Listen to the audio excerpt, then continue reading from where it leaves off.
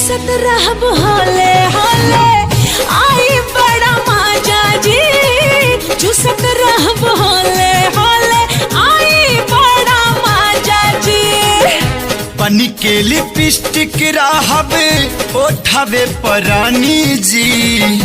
बनी के लिपस्टिक रहब ओठवे परानी जी। लिख देनी तुहरे नामे आपन जवानी जी। लिख देनी तुहरे नामे आपन जवानी जी।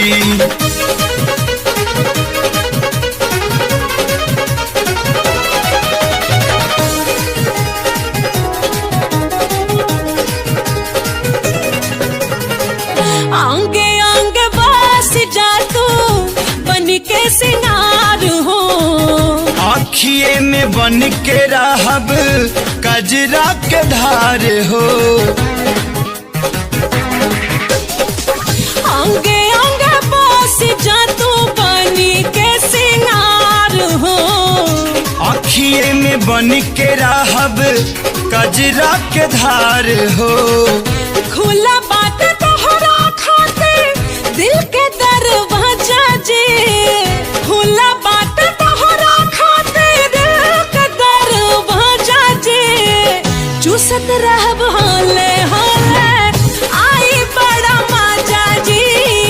चूसत रहब होले होले आई बड़ा मजा जी।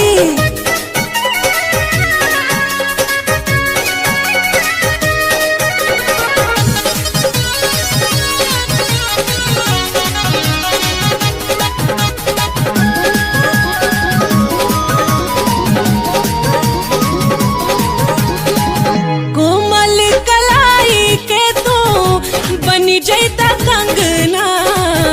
एक पल खातिर रानी छोड़ब तो हर संग ना।